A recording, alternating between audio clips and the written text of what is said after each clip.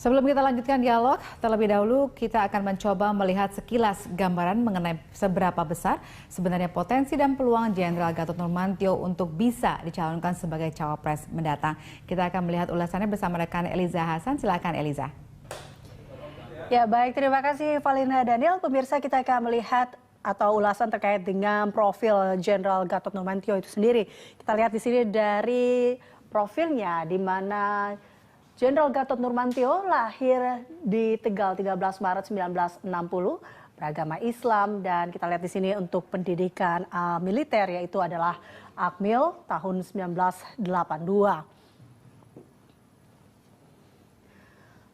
Terkait dengan karir dan jabatan militer, ini kalau kita lihat Jenderal Gatot Nurmantio memiliki karir yang begitu cemerlang di tahun 2015 hingga sekarang yang menjabat sebagai Panglima TNI, dan di 2014 hingga 2015 Gatot Nurmantio menjabat sebagai Kepala Staf Angkatan Darat, 2013 hingga 2014 Pangkostrat, dan menjabat sebagai Dankodiklat TNI Angkatan Darat pada tahun 2011 hingga 2013, dan pada 2010 hingga 2011 sempat menjadi Pangdam 5 Brawijaya dan Gubernur Akmil di tahun 2009 hingga 2010.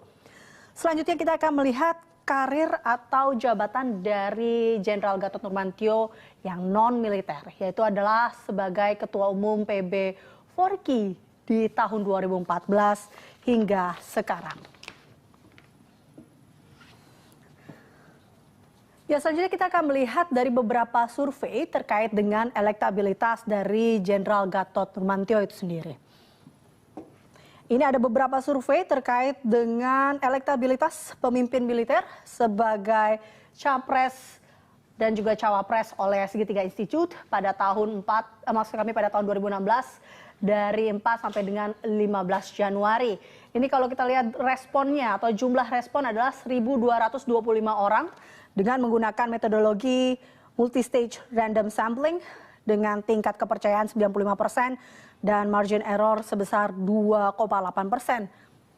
Kita lihat di sini dari hasil survei. Hasil survei yang dirilis oleh Segitiga Institute pada tahun 2016 dari 4 sampai dengan 15 Januari terlihat bahwa Jenderal Gatot Nurmantio berada di urutan pertama dibandingkan dengan tokoh-tokoh militer lainnya atau pemimpin lainnya seperti Marskal Djoko Sugianto yang mendapatkan posisi 2. Kalau kita lihat sini, Jenderal Gatot Nurmantio berada di posisi pertama dengan angka 35,9%, lalu Marskal Djoko Sugianto 27,4%, ada Jenderal Muldoko di posisi ketiga yaitu 19,3%, Jenderal Pramono Edi Wibowo 18,6%, dan Laksamana Agus Suhartono 2,2%.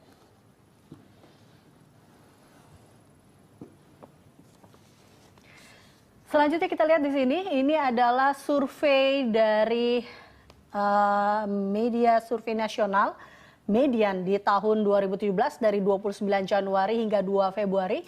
Ini terkait dengan survei elektabilitas capres pilihan warga DKI Jakarta. Dari jumlah responden yaitu 800 orang dengan menggunakan metodologi multi-stage random sampling dengan tingkat kepercayaan 95% dan margin of error-nya adalah 3,4%. Dari hasil survei ini dikatakan bahwa menurut warga DKI Jakarta,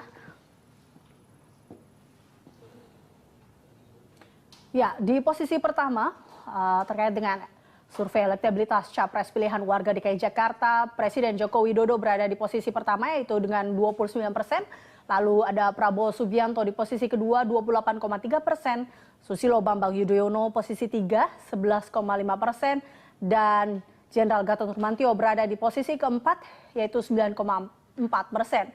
Ada Rizik Syihab yang berada di posisi ke-5 yaitu 4,2% dan Ridwan Kamil di posisi ke-6 4,2%. Itu adalah beberapa hasil survei terkait dengan capres dan capres pilihan warga DKI Jakarta.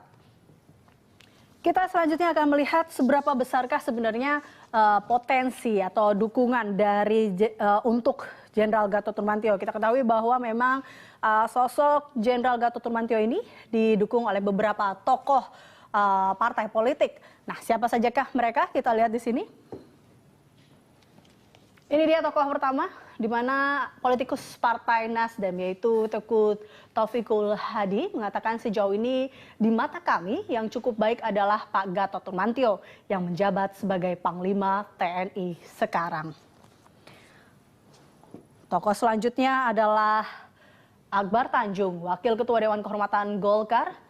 Beliau mengatakan dia, Gatot Nurmantio, punya potensi menjadi calon wakil presiden. Selanjutnya adalah Ketua DPP PAN, Yandri Susanto mengatakan bahwa tawaran alternatif di luar Pak Jokowi itu sudah kami kadang-kadang, Panglima TNI Gatot Nurmantio. Ya itulah ada beberapa terkait dengan tokoh-tokoh dari partai politik yang sempat mengatakan dukungannya terhadap Jenderal Gatot Nurmantio. Demikian data-data yang bisa saya sampaikan ke Anda, kembali ke Valerina Daniel. Baik, terima kasih Eliza atas informasi yang Anda sampaikan. Kita lanjutkan dialog kita, pemirsa. Ini saya ke Mas Soto dulu ya, dari hasil survei tadi, tampaknya memang suara Jenderal Gatot Nurmantio itu cukup signifikan.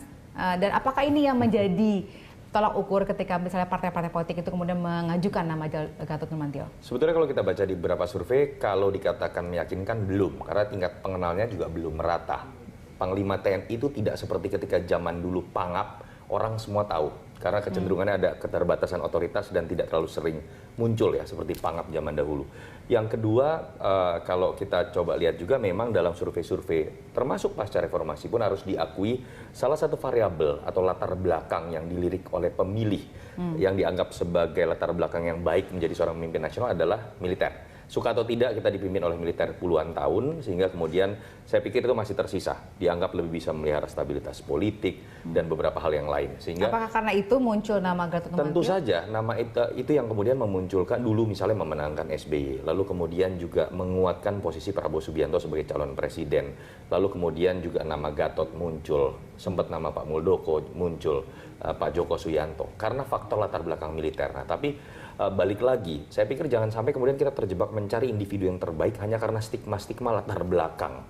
Mencari individu yang terbaik itu bisa berasal dari latar belakang apapun, dan yang harus diingat adalah sekali lagi Pak Gatot masih aktif, masih banyak tugas, apalagi dalam proses konsolidasi politik yang kita lihat seperti yang terjadi sekarang, bagaimana kemudian fungsi-fungsi TNI juga sekarang sedang diluruskan kembali, jangan sampai kemudian ditarik itu ke dalam politik praktis. Saya tidak menyalahkan kalau ada orang yang mengkritik misalnya pernyataan Gatot Nurmantio dalam acara di Golkar yang cenderung dikatakan politis, yang memang saya pun merasa agak janggal seorang Panglima TNI datang di acara sebuah partai besar dan kemudian mengungkapkan kalimat yang bisa ditafsirkan politik dan terbukti menjadi berita politik yang luar biasa. Walaupun harus diakui kalau kita lihat dari beberapa survei dan dari beberapa variabel, kalau memang hanya stigmanya atau variabel diperkecil pada latar belakang militer, tentu saja nama Gatot sekarang menjadi pilihan paling atas karena dia menjadi pimpinan di pucuk tertinggi. Nah, saya ke PDIP. Kalau PDIP sendiri melihat seorang calon wakil presiden itu seperti apa kriterianya? Apakah tadi memperhatikan latar belakangnya juga? Jadi begini Mbak Vale, presiden dan wakil presiden itu kan satu paket. Ya inti pertama sebenarnya kalau dari pengalaman kita bahwa bisa bekerja sama, itu inti pertama kalau dari presiden. Kedua tentunya dicalonkan oleh partai-partai politik. Kalau disebut juga koalisi sebenarnya tidak tepat juga, karena koalisi itu ada di sistem parlementer. Kalau di kita sebenarnya partai-partai yang mendaftarkan paling tidak di angka 20-25%. Kalau ini nanti sudah disahkan ya, artinya tidak ada gugatan atau hal apa yang mempengaruhi hal ini. Nah itu kedua. Ketiga Mbak Vale, sebenarnya proses perekrutan, katakan kalau kita menyebutnya perekrutan untuk mencapai jenjang itu banyak hal. Salah satu dari militer tadi disampaikan oleh Mas Toto itu benar, karena di militer itu proses kaderisasi, proses jenjang itu jelas. Nah, tapi sekarang ada sesuatu hal yang menarik yang baru Mbak Vale, bahwa masyarakat Indonesia juga melihat memberikan kesempatan kepada eksekutif, terutama dari kepala-kepala daerah yang ada dari tingkat kota, kabupaten, provinsi. Jadi kalau kita lihat track recordnya Pak Jokowi juga kan seperti itu, artinya dari wali kota Solo, Surakarta menjadi gubernur DKI dan kemudian menjadi Presiden Republik Indonesia. Nah, jadi Mbak Vale, politik bukan matematis.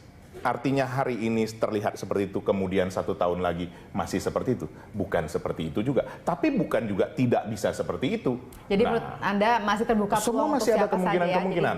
Artinya begini, kalau kita melihat dengan media, baik media cetak, media televisi, demikian juga dengan sosial media yang demikian saat ini gencarnya, jadi siapa saja yang muncul, yang mempunyai prestasi, kapasitas, kapabilitas yang bagus, punya kesempatan dalam waktu 1 tahun ke depan ini. Nah, ini masih memungkinkan. Jadi PDIP juga belum nutup pintu ya kalau memang ternyata Ya, kalau dari kita melihat harus secara jernih ya dari keseluruhan bahwa potensi-potensi yang ada di dalam bangsa kita. Ya, satu hal lagi juga mungkin yang menjadi satu catatan, bagaimanapun juga kan Pak Jokowi adalah kader PDI Perjuangan. Nah, artinya kami tentu diminta tidak diminta pun kami tentu melihat ini dari banyak-banyak katakan potensi-potensi yang ada. Ya, saya ke Pak Joni dari Nasdem.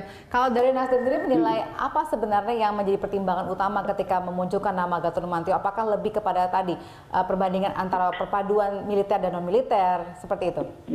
Jadi begini ya, sikap dari partai itu kan belum ada. Ini satu proses yang panjang kok untuk menunjuk seorang wakil presiden gitu. Tetapi bahwa tokoh-tokoh partai melihat beberapa tokoh-tokoh nasional kita termasuk Pak Gatot sebagai tokoh potensial dalam rangka rekrutmen pemimpin kita nanti, ya iya. Itu kan pendapat beberapa politisi kita. Dan itu tidak salah karena memang Pak Gatot salah satu tokoh yang saat ini menonjol gitu.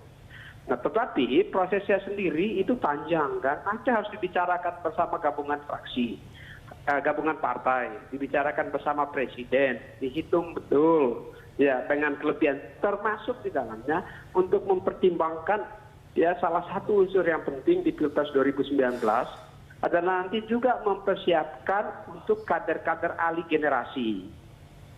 Di tahun 2019-2024 ini kita harus siapkan kader ahli generasi untuk generasi 2024-2029 generasi yang baru.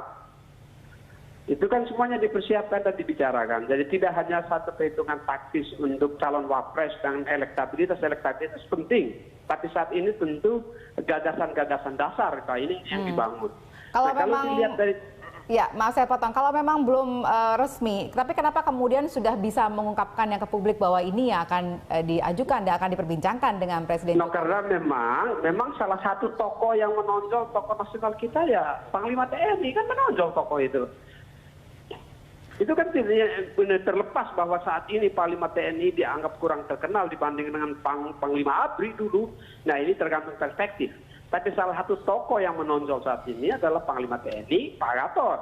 Satu tokoh muda yang tadi saya sampaikan, yang tidak saja punya pengalaman di bidang militer, tapi juga memahami betul soal defense ekonomi, memahami betul tentang ini persaingan-persaingan di waktu yang akan datang. Ya tentu dengan logika-logika yang militer. Tapi di persaingan politik kan itu juga menjadi pertimbangan yang penting. Hanya sekali lagi bahwa ini tadi di awal sudah saya sampaikan, memang sangat terlalu dini untuk kita bicarakan saat ini. Ini akan hot-hotnya, hangat-hangatnya karena baru selesai pengesahan undang-undang pemilu saja. Sedangkan kami sendiri, tadi seperti Pak Eriko sampaikan, bersama Presiden justru fokus sekarang bagaimana untuk Presiden ini melaksanakan tugas-tugasnya untuk memenuhi tuntutan dan kebutuhan masyarakat. Karena keberhasilan itu adalah justru promosi dan sosialisasi yang paling efektif dalam rangka Pilpres 2019. Kalau sekarang ini keberhasilannya kurang, ya setengah mati kan nanti ke elektabilitas di 2019. Jadi fokus kami sebetulnya saat ini adalah memastikan pemerintahan di waktu yang tersisa 1,5 sampai 2 tahun ini itu berjalan secara efektif dan produktif. Itu sebetulnya. Tetapi di dalam persiapan Pilpres juga mulai disiapkan, dan ini normal dalam rangka untuk apa? Untuk dinamika politik kita. Politik kita nih, edukasi politik ini perlu, bukan informasi publik juga perlu agar ada diskursus politik dan pemahaman politik oleh publik. Jangan sampai semuanya serba kebetulan dan dianggap ini murni desainnya partai politik atau kartel politik. Jangan sampai begitu kan. Ya. Untuk menghindari itu kepada publik ya ditampilkan tokoh-tokoh kita dan dia menjadi diskursus publik. Publik mulai memperhatikan. Ini juga bagian dari edukasi publik kita. Saya kira demikian. Baik, tahan dulu Pak Joni, saya mungkin ke Pak Mas Soto di sini. Menurut Anda kenapa yang muncul misalnya dari militer, kenapa nggak bisa dari polisi gitu misalnya? Atau itu tadi ada sebuah persepsi yang terbangun selama puluhan tahun karena Jenderal Soeharto yang menjadi pimpinan puluhan tahun, lalu kemudian itu bahkan terus terbawa. Bahkan ketika pada masa Orde Reformasi pun selalu ada calon-calon dari militer. Konvensi Partai Golkar isinya adalah calon-calon dari militer. 2004 Pak SBY kemudian merebut kekuasaan. Kemarin Pak Jokowi lawannya pun adalah militer. Dan memang ketika kita uji harus diakui salah satu latar belakang yang dianggap cocok itu adalah militer. Walaupun setelah 2012 majunya Pak Jokowi agak sedikit bergeser ketika kemudian ada kesempatan yang diberikan lebih kepada orang-orang yang dianggap biasa selama ini. Middle class, kepala-kepala daerah yang dianggap berhasil. Kalau kemarin kita lihat kan sebenarnya kan pertarungan dua persepsi besar yang baru terbangun.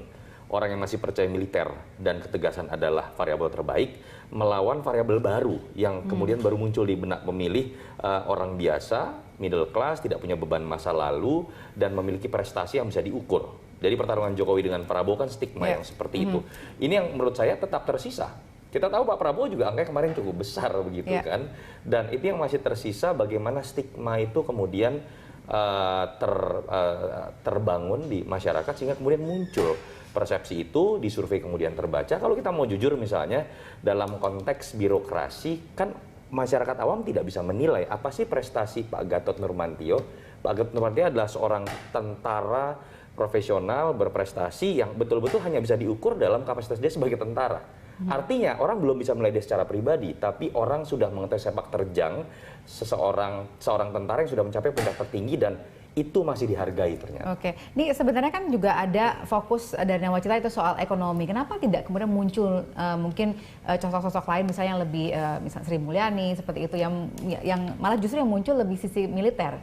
Ya harus diakui tadi saya sudah jelaskan sejarah seperti itu. Yang kedua juga harus diakui kita melihat dalam 2 tahun pemerintahan Pak Jokowi memang letupan-letupan politik ini kan sangat terasa. Orang banyak mengatakan stabilitasnya belum terasa kemudian pada titik yang cukup matang. Dan selalu dalam kondisi seperti ini biasanya variabel militer itu kemudian muncul kembali lebih cepat. Berbeda ketika kemudian situasi sudah stabil, kecenderungannya orang akan melirik kepada sosok yang berlatar belakang ekonomi misalnya. Jadi secara psikologis memang variabel militer, orang-orang berlatar belakang militer didasari pada kondisi politik yang sekarang terjadi itu lebih diuntungkan. Nah, balik lagi, tapi politik kan dinamis. Kita tidak tahu apa yang terjadi mendatang. Kalau Pak Jokowi bisa mencapai angka kepuasan publik tinggi, menurut saya, latar belakang apapun yang dia pilih, selama punya chemistry baik, saya pikir akan bisa diterima oleh masyarakat. Oke, baik. Saya minta tanggapan dari Pak Eriko. Setelah ini kami harus jeda dulu, pemirsa, kami harap tetap bersama kami.